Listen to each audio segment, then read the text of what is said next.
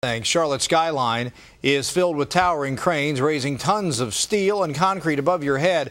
We discovered the people operating those cranes do not need a license and face little scrutiny from state inspectors. WCNC reporter Mark Boone live now with the changes which could be coming to Charlotte's construction sites. Mark. Yeah, Chris, not only does North Carolina not require a license, there's no guarantee the guy behind the controls in that crane has been properly trained. And it's up to the construction companies themselves to make sure those cranes are safe. My business, you wonder what happened. A crane collapse in Miami, another in New York City. It was such a bad accident that, of course, it got attention. Steve Reynolds says while fatal accidents are uncommon, construction mishaps are not. That's all you need is one mistake. A mobile crane toppling over in Uptown back in November 2006, leaving twisted metal in the road near 3rd and Caldwell.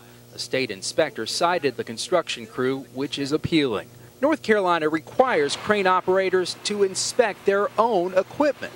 The state then follows up to make sure those inspections are up to date. There are thousands of operations where it's done safely every day because people do it the right way. Reynolds, a former state inspector who now runs a training school for crane operators, says most construction companies require operators to be trained.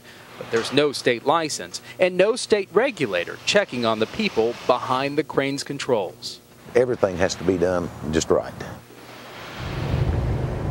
And recent crane accidents are behind several proposed changes which would affect Charlotte's construction sites. All crane operators would have to get a state-issued license under those proposed changes, which I'm told could be in effect as early as next year. Reporting live in Uptown, Mark Boone, Carolina's News Connection.